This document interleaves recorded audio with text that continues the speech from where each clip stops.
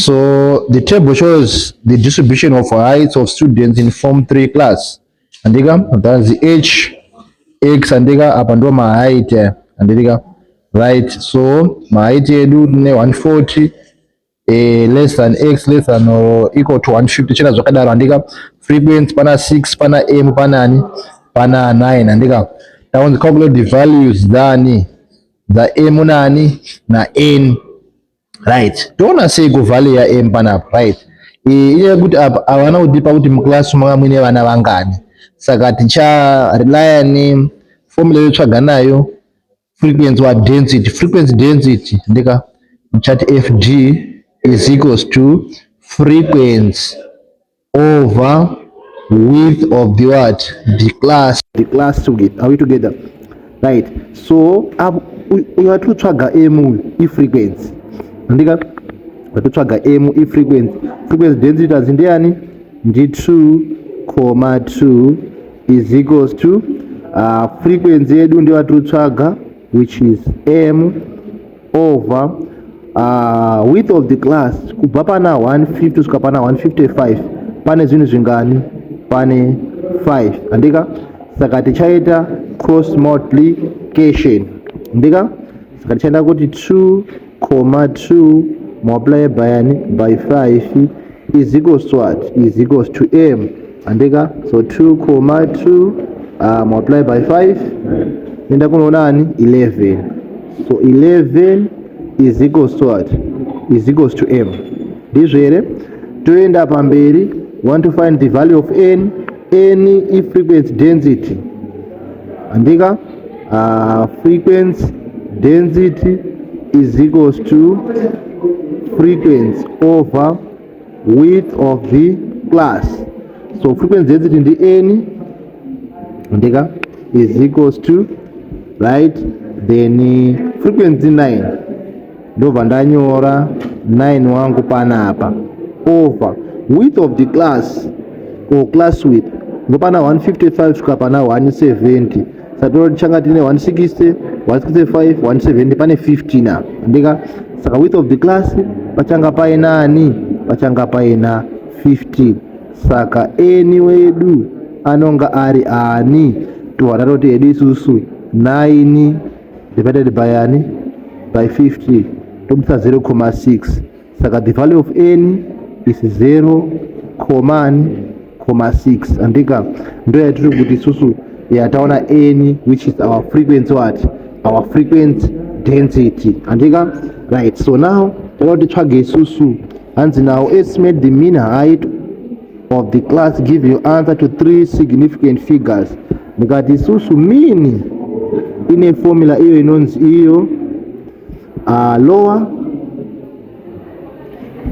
limits andika plus upper limit times ani times frequency andika, then izvese zviri over ani chiri over 2 then divided by what, by total andika.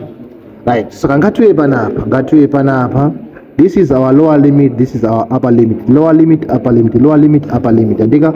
Saka first one ndina 140 plus 150 kutoti 140 plus 150 times frequency andika ndiani ndi 6 ndodati over ani over 2 ndodati plus i lower limit upper limit todaenda pana 150 plus 155 times frequency N uya mutaona arani ari 11 ndodati 11 divided by ani by 2 ndodati plus the last one 155 plus 170 lower limit upper limit ndodati 155 plus 170 frequency ndiani ndi 9 divided by ani by 2 andika. Saka tinoti isusu tione total number yavanhu muclassroom ndi 11 plus 9 ndi 20. 11 plus 9 ndiani ndi 20 plus 6 ndi 26. Saka that's our total divided by ani by 20 ani 26 andika.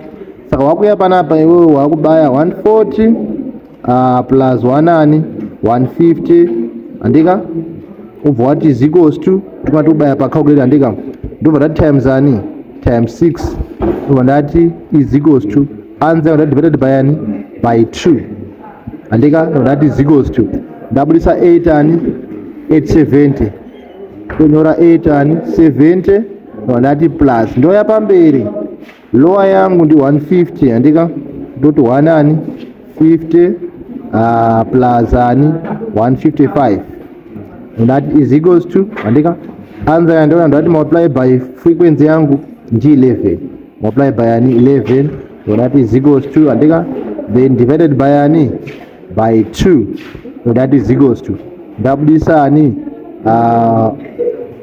1677 ndabudisa yangu ini 1677.5 andika ndobva ndaenda plus 155 andika ndabaya 1 usamhanye kubaya zvese ka 1 andika plus 1 ani 70 andiwazvionaka ndobva ndaenda kuti hangu is equals to andika ndabudisa uyu andika ndati multiply by what by 9 frequency multiply by what by 9 so that is equals to then divided by ani by 2 andika ndanaenda kunoona ani 1462 ndaona 1462 komani koma 5 divided by ani by 26 total yangu andika saka ndakuchieda 8 ani 70 plus 1675 plus 16 ani 5 point ani 5 ndobva ndati plus ani 1462.5 ndobva ndati is equals to andika ndobva ndaona answer yangu iyi divided by ani by 26 which is our total ndobva ndabudisa 154 comma 153 846 ndobva ndaenda kunzi tanzi answer yedu isusu value andika i-rounded to what 3 significant figures ndoerenga 1 2 3 ndodaona iri apa ndi 1 haikwanisi kueda anything apa saka answer yangu anonga ari 150 54 answer yangu iri ku 3 significant figure that's the mean yedu takati kudzidziswa nezvayo watodai wotopedza pane repari kunetsa tibatsirane kana first term yako chingobaya follow andika chingobaya follow kana kuri ku YouTube kwaona video iri chingobaya subscribe then wobva wadini wobva wakomenda andika thank you so much.